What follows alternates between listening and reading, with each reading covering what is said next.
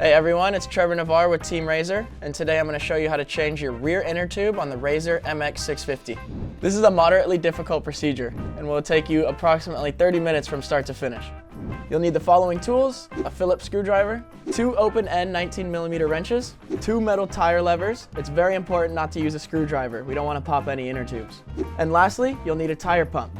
Mine is electric, but you can use a manual pump if that's all you have. This process can be completed in 4 easy steps.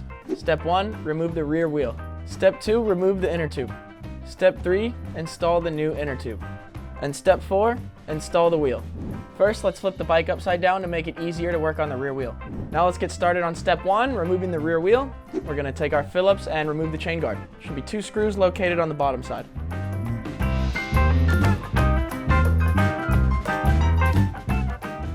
Once you get the 2 screws off, we can pull the chain guard straight out and set it aside so you don't lose it. Next is going to be removing the axle nuts. We're going to need our 2 19mm wrenches, one to hold the bolt steady and the other one to turn it. Righty-tighty, lefty-loosey. Once we have both axle nuts loose, we can lift the wheel straight out of the frame and remove the chain from the sprocket. Now that we have the chain off, that completes step 1, removing the rear wheel. Now on to step 2, removing the inner tube. Using your Phillips head screwdriver, go ahead and push that pin in the center to remove the air. You can use whatever you like, but in our case, we're using a screwdriver. We want to let out as much air as possible to make this job as easy as we can. Squeezing along the tire allows more air to be released. Let's take our 2 tire levers and place them in between the tire and the rim. We're going to start valve stem side first. Once the tire lever is in, let's pry it down to lift the tire over the rim.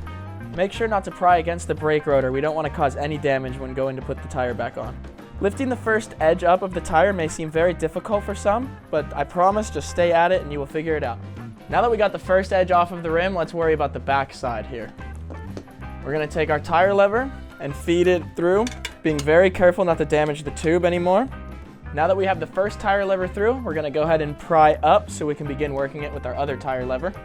Create a nice gap by pulling back on the tire lever so we have room to fit the other tool. Once we have that in, you're just going to want to pull more and work your way around the rim as much as you can.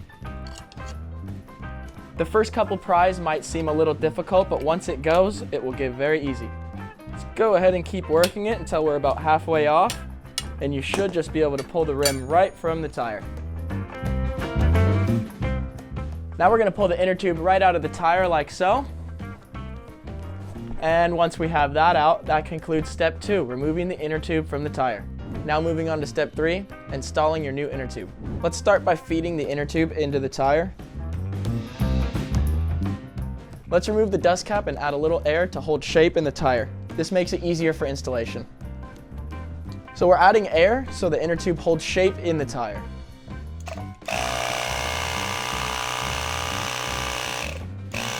That should be good. Keeps everything nice and out of the way.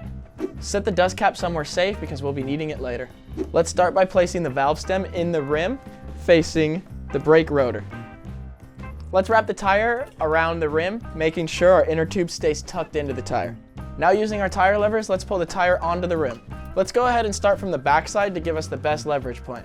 Being very careful not to pop our inner tube, I'm going to carefully place the lever here, gripping the first edge of the tire, adding pressure and lifting onto the rim. I'm starting at the opposite end of the valve stem to put it back on. Let's focus on just getting that first edge over and working the rest onto the rim. So starting with one tire lever very carefully, we're going to pry that first lip over the rim. Be very careful not to puncture the inner tube while doing this process. While securing the rim and tire in one hand, take your tire lever to pry the rest of the tire on. Apply pressure with one hand from the rim and tire and use the lever to get the tire over the rim. Once we have that first edge on, let's flip over to the back side and make sure our inner tube is fully seated into the tire. Taking our 2 tire levers, let's go ahead and work this back side back onto the rim. And let's pry the tire over the rim without pushing the tool too far in. We don't want to puncture the tube. Let's take our other lever and work our way around the tire. Now that we got the tire back onto the rim, let's add some air into this thing. This tire recommends you inflate to 36 psi. Now that our tire's properly inflated, let's go ahead and put the valve cap back on. Now that concludes step 3, installing the new inner tube. Now let's move on to step 4, reinstalling the rear wheel. Let's start by taking our rear wheel and placing the chain around the sprocket. Just give the chain a little tug.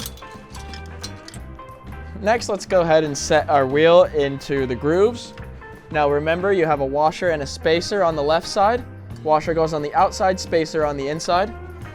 Also going to want to make sure your brake caliper slides nice in.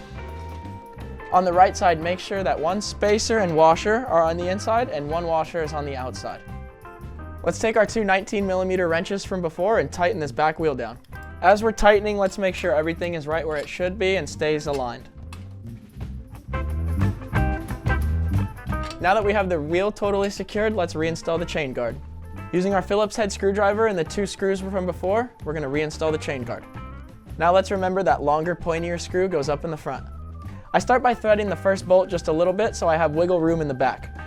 The chain guard is important to reinstall so we don't get dirt, grime, and dust into our chain. Once we have the chain guard installed, let's go ahead and flip our bike back over. Now that concludes step number 4 in the process of changing the rear inner tube on your Razor MX650. If you have any other questions, feel free to contact customer service at razor.com. Once again, I'm Trevor Navarre with Razor USA. Now get out there and go have some fun.